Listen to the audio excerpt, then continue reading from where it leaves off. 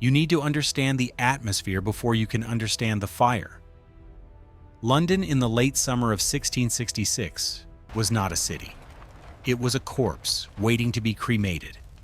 The previous year, 1665, had seen the Great Plague ravage these same streets, killing nearly a quarter of the population, leaving a lingering scent of death, vinegar, and fear in the cobblestones. The survivors were traumatized, exhausted, and superstitious, seeing omens of doom in every shadow. And then came the drought. For 10 months, the heavens had closed. There was virtually no rain. The wooden city, built of oak and pine and coated in black pitch to keep out the damp, had been baked dry by a relentless sun until the timber was essentially tinder. The city was a vast, sprawling weapon loaded with gunpowder, just waiting for someone to pull the trigger. That trigger was pulled in the darkest hour of the morning on Sunday, September 2nd. The location was Pudding Lane, a narrow, stinking alleyway near London Bridge, packed so tight with buildings that the sky was just a sliver of darkness above. Inside the bakery of Thomas Farriner, the king's own baker, the day's work was supposedly done. Farriner claimed he had raked out the ovens, but fire is a patient predator. A single ember, unnoticed, rolled into a pile of dry faggots and brushwood stored near the oven mouth. It smoldered, feeding on the oxygen in the drafty room, until at roughly 1 a.m., it burst into life. The family woke to the smell of smoke, choking in their beds. They were forced to scramble out of an upstairs window and crawl along the gutter to the neighbor's house, a terrifying escape in the pitch black. But not everyone made it. Farriner's maid, a woman whose terror paralyzed her, froze on the windowsill. The heat was already rising, turning the room behind her into an oven. She became the first sacrifice, her screams silenced by the roar of the flames, her body the first of many to be reduced to ash. This should have been a minor incident. Fires happened in London all the time, but fate had aligned every possible variable against the city. A strong, hot gale was blowing from the east, driving the flames directly into the heart of the metropolis. The neighbors panicked, but the official response was lethargic. The parish constables arrived, stared at the fire, and decided it was serious enough to wake the Lord Mayor, Sir Thomas Bloodworth. This man is the villain of our story, a figure of such staggering incompetence that history has rightfully crucified him. He arrived, annoyed at being woken, looked at the burning bakery, and made the calculation that tearing down the surrounding houses to create a fire break, the only proven way to stop a fire in a city of wood, was too expensive. He feared the lawsuits from landlords more than the fire itself. With a dismissive wave of his hand and the infamous words, "Pish, a woman might piss it out," he went back to bed. He slept while London began to die. By the time the sun rose on Sunday, the fire was no longer a bakery fire. It was a living entity. It had jumped from Pudding Lane to the wharves on the Thames. This was the worst possible scenario. The warehouses here were stocked with the combustibles of a global empire. Casks of brandy, vats of oil, mountains of coal, bales of straw, and cellars full of tallow and pitch for ship repairs. When the fire hit these stores, it didn't just burn, it detonated. Explosions rocked the waterfront, sending geysers of flame into the sky. The butter and oil melted, flowing out into the streets, turning the cobblestones into rivers of liquid fire that floated atop the water, spreading the infection further. The fire was now moving faster than a man could walk, pushed by that relentless eastern wind. The chaos on the river was biblical. The Thames, usually the artery of commerce, became a desperate highway of refugees. Thousands of small boats swarmed the water. People were throwing their possessions into the river, furniture, clothes, musical instruments, hoping to retrieve them later, or piling them onto overloaded lighters that sat dangerously low in the water.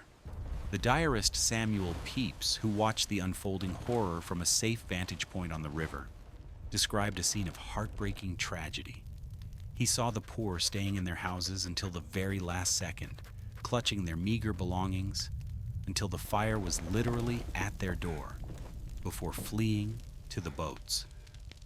He saw pigeons, confused by the heat and smoke, hovering over their burning nests on the rooftops, refusing to abandon their eggs until their wings were scorched and they dropped dead into the inferno. The sky began to darken, not with clouds, but with a smoke so thick it blotted out the sun, turning day into a sickly, copper-colored twilight. By Sunday afternoon, the fire had consumed the northern end of London Bridge, creating a wall of flame that trapped the city. The noise was apocalyptic. It wasn't just the crackling of wood. It was the thunderous roar of collapsing buildings, the shattering of glass, the explosions of flammable goods, and the screaming of thousands of terrified people. The heat was becoming physical, a tangible weight that pressed against the skin even from hundreds of yards away. As night fell, the fire glowed so brightly that one could read a book in the streets 10 miles away. The psychological impact on the population cannot be overstated. This was a deeply religious society.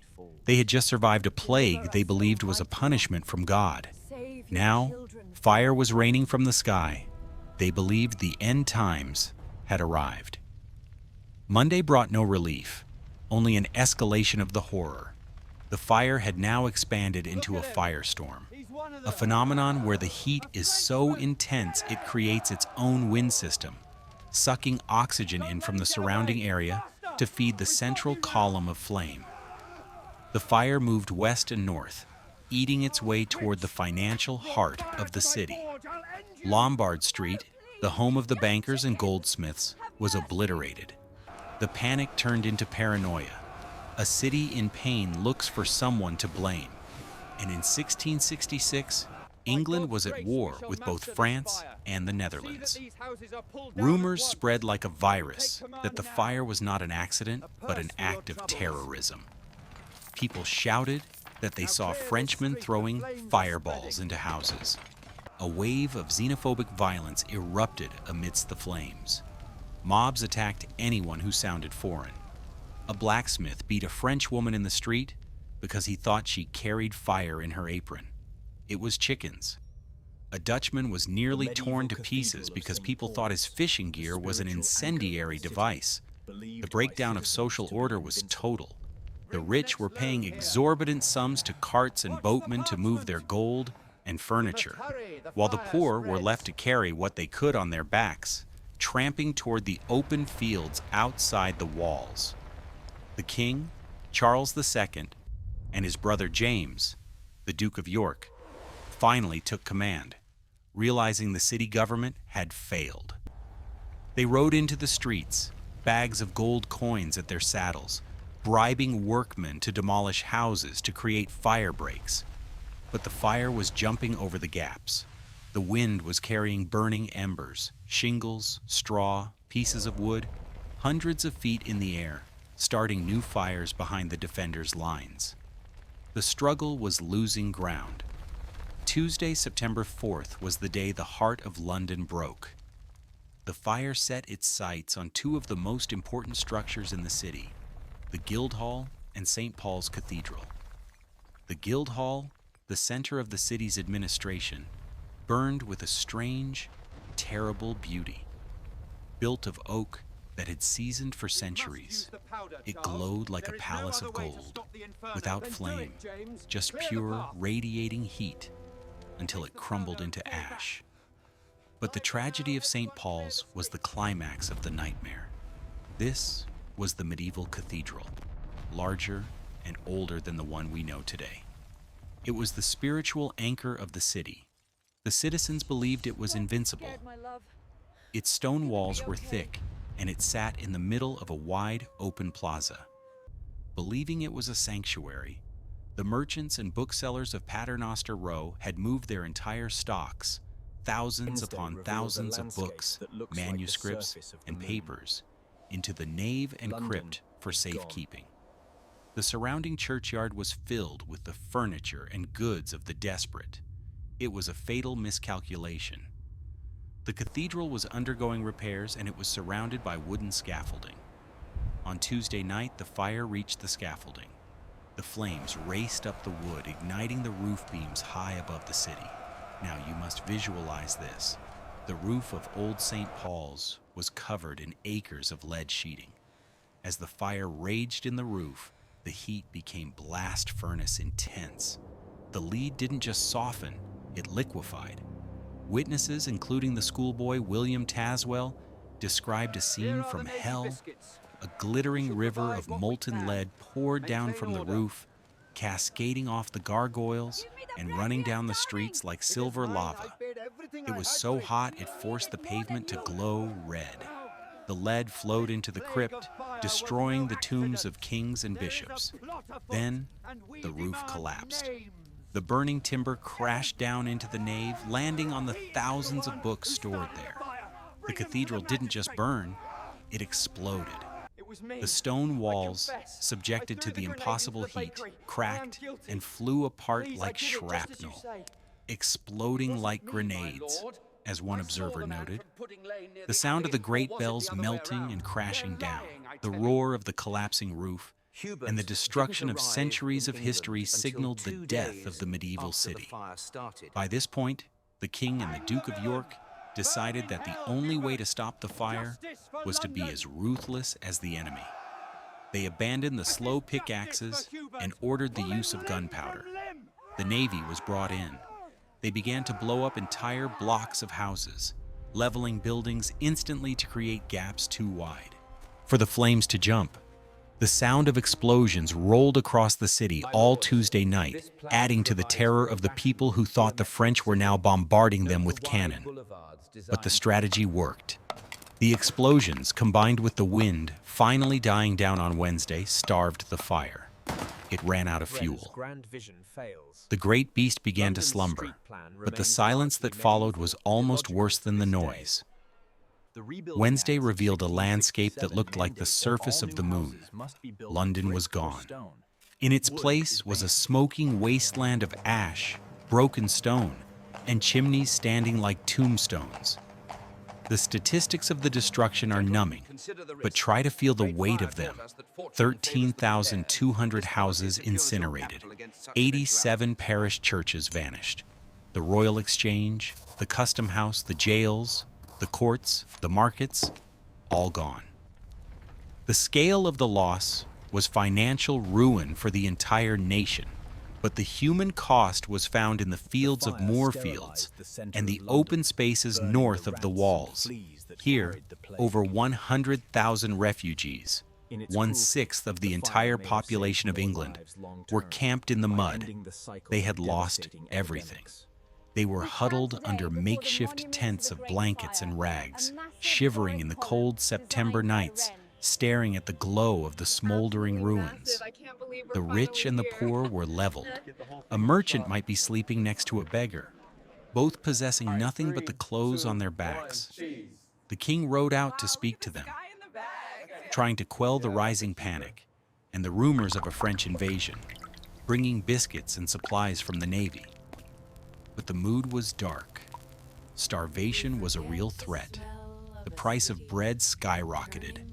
The economy of the city had simply ceased to exist. In this atmosphere of trauma, the desire for revenge was uncontrollable. The people refused to believe this was an accident of nature or negligence. It had to be a plot. And so history gave them Robert Hubert. Hubert was a French watchmaker, likely mentally disabled, who was seized by the mob. Confused and perhaps tortured, or simply eager to please his captors, he confessed. He spun a wild tale of starting the fire in Westminster, then changed his story to Pudding Lane. He claimed he was an agent of the Pope. His story was full of holes. He was physically crippled and could not have thrown the fireball he claimed to have used. Even the judge at his trial suspected he was insane and innocent. Crucially, The ship captain who brought him to England testified that Hubert hadn't even arrived in the country until 2 days after the fire started. But facts did not matter. The mob wanted blood. The jury convicted him. Robert Hubert was hanged at Tyburn, a tragic scapegoat sacrificed to the collective grief of a nation. His body was torn apart by the crowd before the hangman could even bury it. The fire had revealed the darkest side of human nature: fear, stupidity, and cruelty. But as the smoke cleared, the battle for the future began. The ashes were not even cold before the vultures and the visionaries arrived. 3 distinct plans were presented to the king for the rebuilding of London. The most famous was by Sir Christopher Wren. He looked at the ruin and saw a blank canvas. He wanted to sweep away the medieval maze entirely. He proposed a rational, geometric city of wide boulevards, radiating out from piazzas, a city of logic and order that rivaled Paris or Rome. It was brilliant, it was beautiful, and it was impossible. The citizens of London, desperate to rebuild their lives and their businesses, refused to wait for the government to redraw every property line in the city. They wanted their shops back exactly where they had been. The complex web of property rights defeated Wren's grand vision. The street plan of London remained largely medieval, which is why today you still navigate those winding, illogical lanes. However, the king and the city did enforce new rules. The Rebuilding Acts of 1667 were revolutionary. They mandated that all new houses must be built of brick or stone. Wood was banned. The thickness of walls, the height of floors, everything was standardized. Streets were widened. The jetties were forbidden. London rose from the ashes not as a chaotic timber city, but as a disciplined city of red brick. This was the birth of the Georgian London we romanticize today. The fire also birthed modern capitalism in a very real way. Before 1666, if your house burned down, you were ruined. There was no safety net. But in the coffee houses that sprung up after the fire, men like Nicholas Barbon saw an opportunity. They calculated the risk and started the first property insurance companies. The fire office was established, employing its own brigades of watermen to extinguish fires, but only for those who paid the premium and displayed the metal badge on their wall. If you didn't pay, they might watch your house burn. It was a cold, hard system, but it laid the foundation for the global financial center London would become. The fire also solved a problem that no doctor could. The Great Plague had thrived in the filth, the squalor, and the rat-infested timber slums of the old city. The fire sterilized the center of London. It burned the rats, it burned the fleas, and it burned the grime of centuries. While the plague continued in the unburnt suburbs for a while, the devastating epidemics that had plagued London for centuries never returned with the same ferocity. The fire, in its cruelty, may have saved more lives in the long run than it took. We stand today before the monument to the Great Fire, a massive Doric column designed by Wren, and we treat it as a curious relic. We take selfies in the shadow of St. Paul's, but we forget the visceral terror of those 4 days. We forget the sound of the lead dripping on the pavement. We forget the smell of a city turning into gas. We forget that our civilization is essentially a thin veneer over the chaotic forces of nature. We build our skyscrapers, we run our data centers, we live our lives assuming stability. But the Great Fire teaches us that everything we build is temporary. One spark, one mistake, one moment of negligence in the wrong place at the wrong time, and the world we know can evaporate. The systems we trust, the government, the water pipes, the fire brigades, can be overwhelmed in an hour. London in 1666 was the center of the world, and it fell. Do not think for a second that your world is immune. We are just as fragile, just as flammable, and just as blind to the sparks falling around us. I am Arthur Vale, Reborn History. Join the My ranks. mission is to drag the past into the light so we can stop stumbling in the dark. If you want to understand the true cost of the world you live in, if you want to see the scars that history has left on the skin of our civilization, you need to subscribe to Arthur Vale, Reborn History right See you in now. the next era. Don't be a spectator to your own destruction. Join the ranks, learn from the ashes. Let's keep history reborn. I'll see you in the next era.